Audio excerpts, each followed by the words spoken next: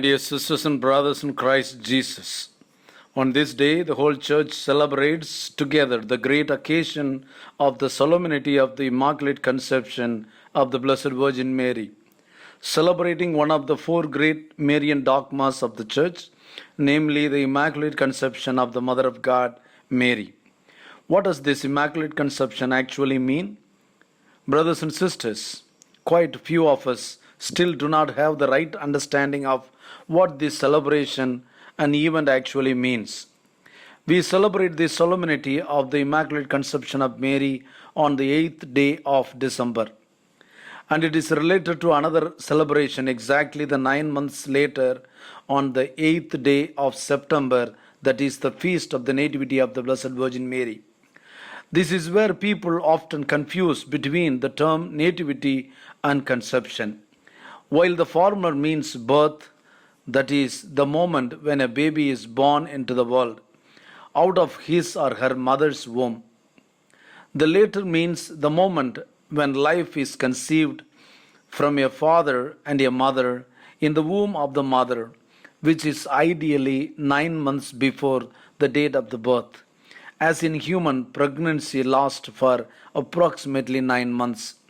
Therefore, today's celebration of the Immaculate Conception of Mary focuses on the very important, unique, and pivotal moment when Mary, the Mother of God, the mother of our Savior Jesus Christ, was conceived in the womb of her mother St. Anne as the child of her parents, St. Joachim and St. Anne. The word immaculate has the meaning of pure or the most pure, blameless, referring to the state in which Mary was conceived, free from the taints and the corruption of original sin. Dear friends, why is this so significant? First, let us examine what is this original sin that has just been mentioned.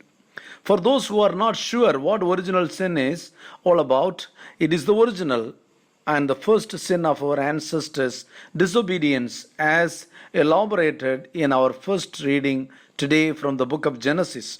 Surely all of us know the story of how Satan, in the form of the snake, tempted Eve, the first woman, and her companion, the first man, Adam, to eat of the fruits of the tree of knowledge of good and evil.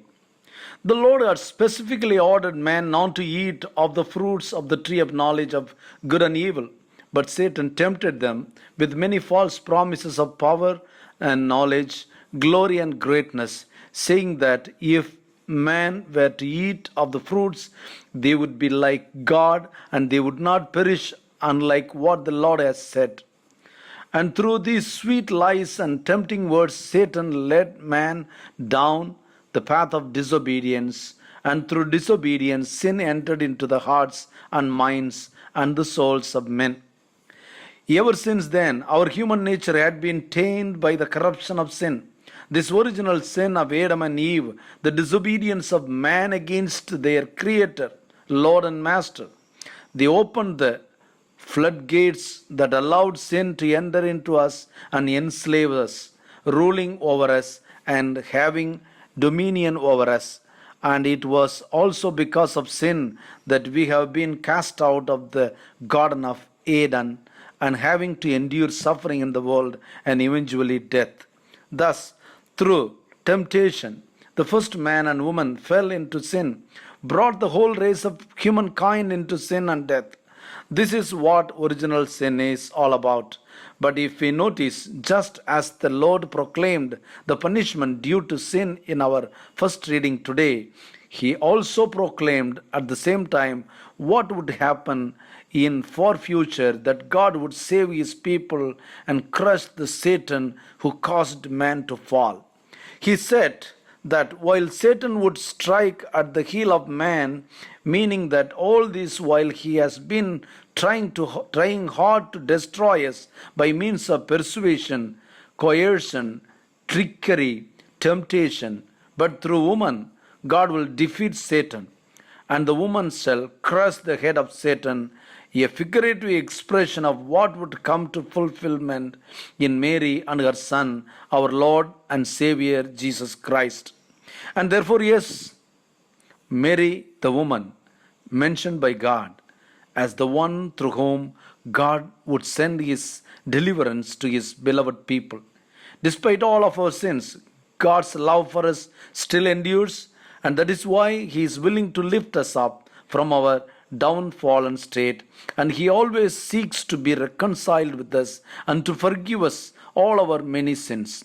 He did it all by sending none other than his own beloved Son, the Word of God, the Son, into this world.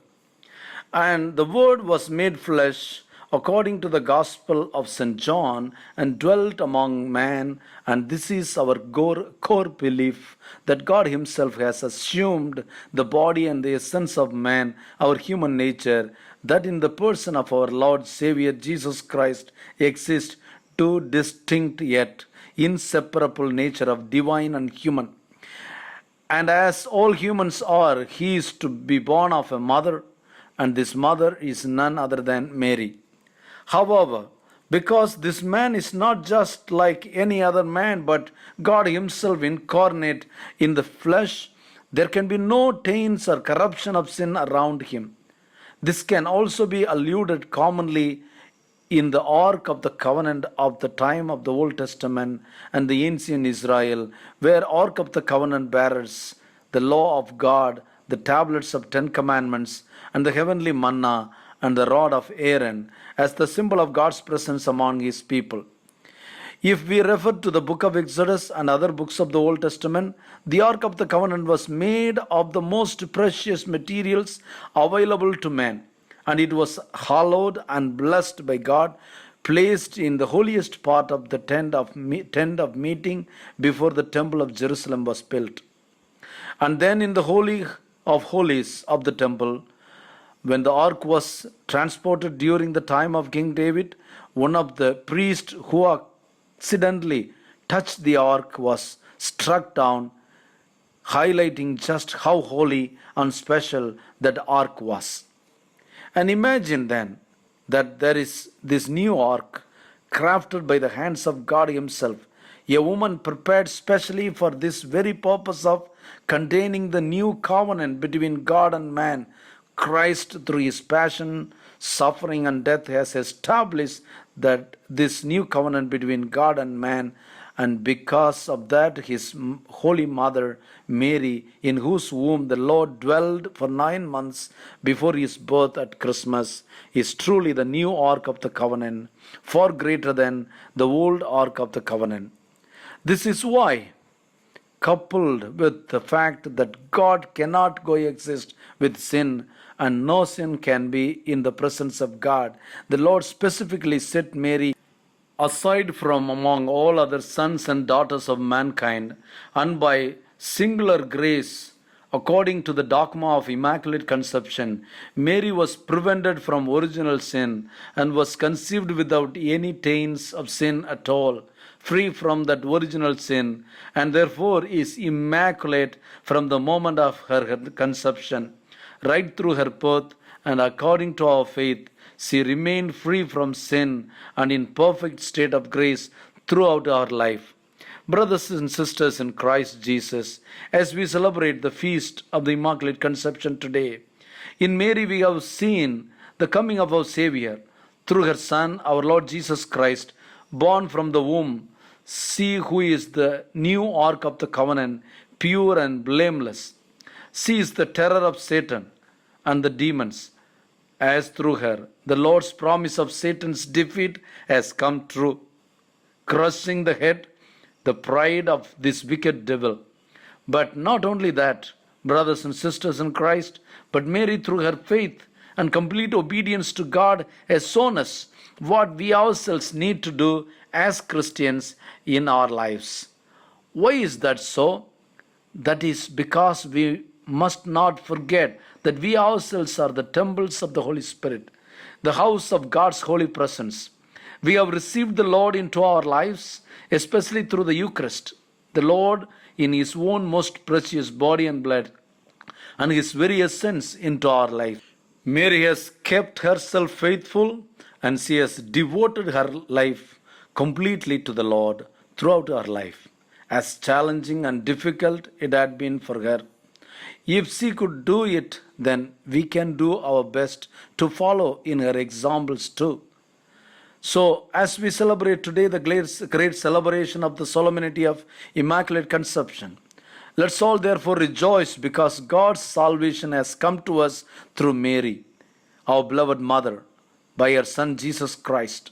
And through her example as the new Ark of the Covenant, let's also, as God's holy temple, as God's holy people, also be faithful in our own respective life, that we show exemplary Christian attitudes and actions at all times in our world today. O most holy and blessed Virgin Mary, Mother of God, new Ark of the Covenant and the Immaculate Conception, pray for us all, your sons and daughters who are sinners. Guide us all to your Son, our Lord and Savior Jesus Christ. Help us to follow the Lord and remain faithful to Him as you have done. My dear friends, may God bless all of us and strengthen us in our faith now and forevermore. Amen. Have an awesome day, folks. May God bless you through Our Lady of Immaculate Conception. Amen.